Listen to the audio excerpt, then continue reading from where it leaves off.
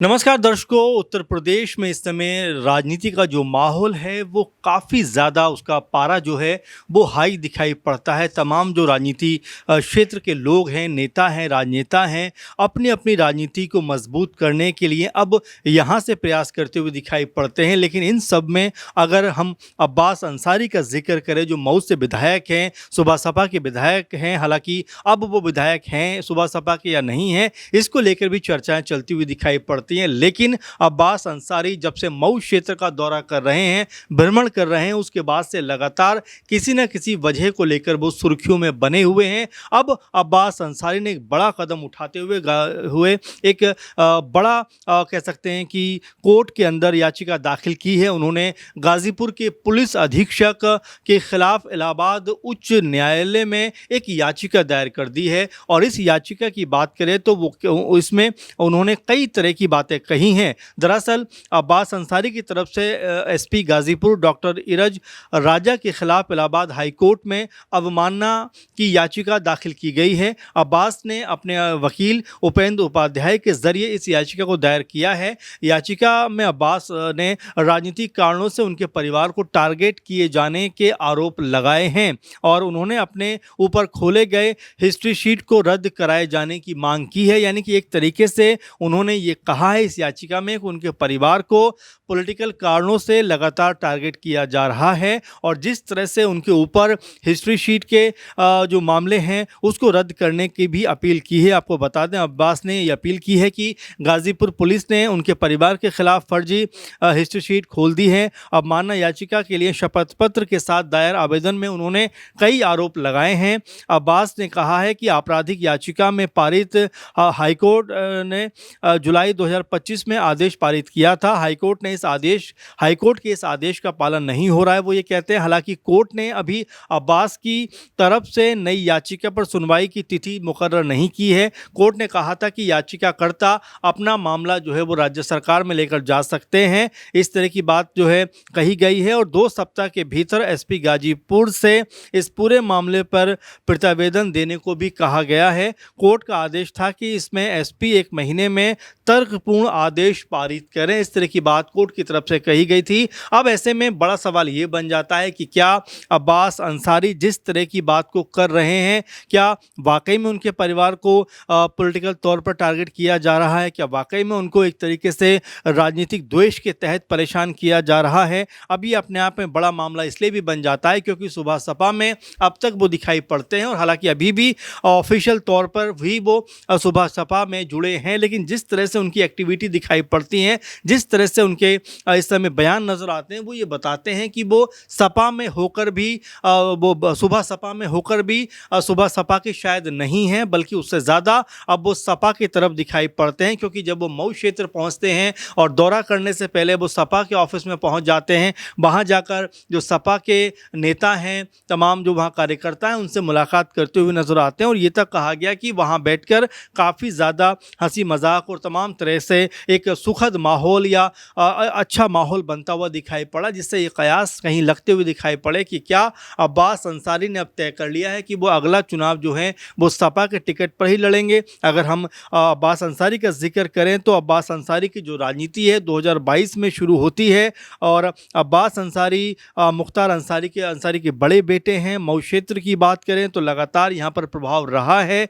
और इसी तरह से जो कह सकते हैं कि उनके पिता का प्रभाव राजनीति में मजबूत दिखाई पड़ा। 25-30 साल लगातार उनका जो प्रभाव है वो दिखाई पड़ता रहा। अब ऐसे में अब्बास अंसारी जिस तरह से मजबूती के साथ में पूरे राज्य भर में जो है अपनी बात को लेकर जा रहे हैं और ख़ासकर मऊ में जिस तरह से अपनी बात को बुलंद करते हुए दिखाई पड़ते हैं, कभी किसान से मिलते हैं, कभी महिलाओं से मिलते हैं, कभी नौजवानों से मिलते हैं, कभी किसी पूजा कार्यक्रम में दिखाई पड़ते हैं, जिससे ये लग रहा है कि अब्बास अंसारी अपने आप को फिर दोबारा मजबूत करना चाहते हैं। क्योंकि आने वाले 5 से 6 महीने के अंदर उत्तर प्रदेश में राजनीति का जो उफान है वो अपने चरम सीमा पर पहुँचता हुआ दिखाई पड़ेगा, क्योंकि चुनावों का वक्त बहुत नज़दीक है। 5-6 महीने के अंदर पूरी भूमिका चुनावों की बनती हुई दिखाई पड़ेगी। तो ऐसे में कई तरह के सवाल बन रहे हैं कि जिस तरह से जो अब्बास अंसारी हैं कोई बड़ा कारनामा क्रिएट कर सकते हैं। कुछ दिनों 2-3 दिन पहले की बात है जब उनके गनर जो उनके सुरक्षा में पुलिसकर्मी थे वो उनको बिना बताए दूसरे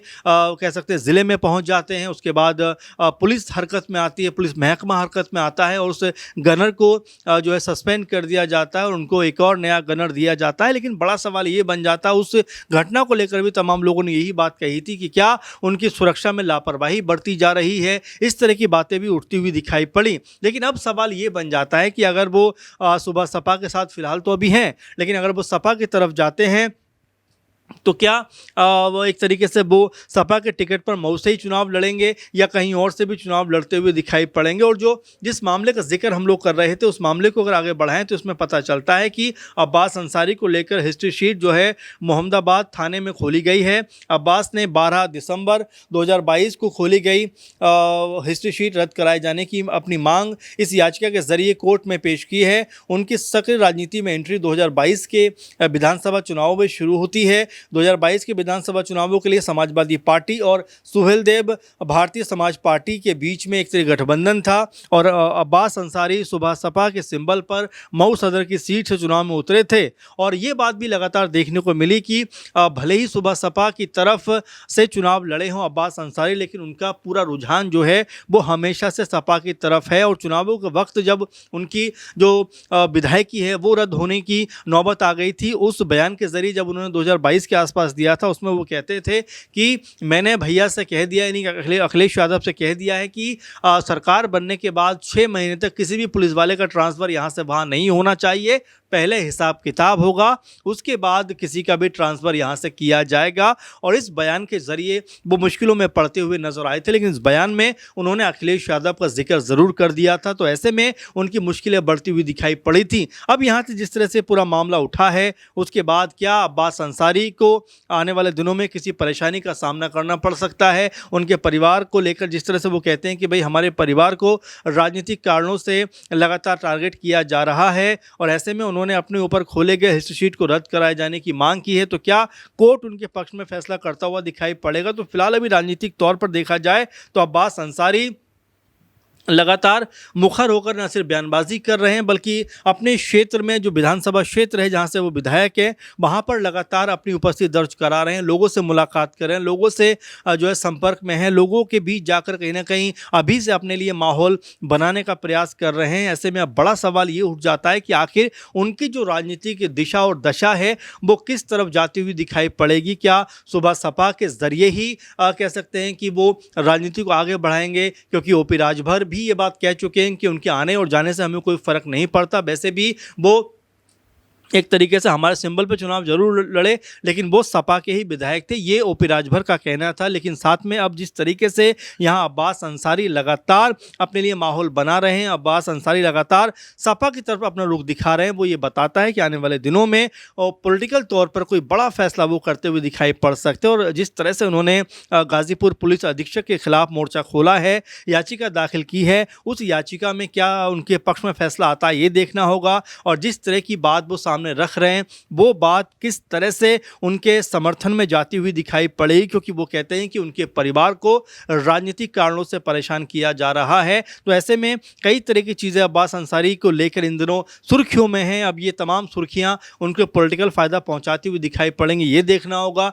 और साथ में ये भी देखना होगा कि कोर्ट का जो फैसला है क्या वो अब्बास अंसारी के पक्ष में आता हुआ दिखाई पड़ेगा, ये आने वाले दिनों में देखने वाली बात होगी। फिलहाल के प्रोग्राम में इतना ही। आप लगातार बने रहें और इस पूरे मुद्दे को लेकर आपका क्या विचार है कमेंट करके ज़रूर अपनी प्रतिक्रिया साझा करिए। नमस्कार।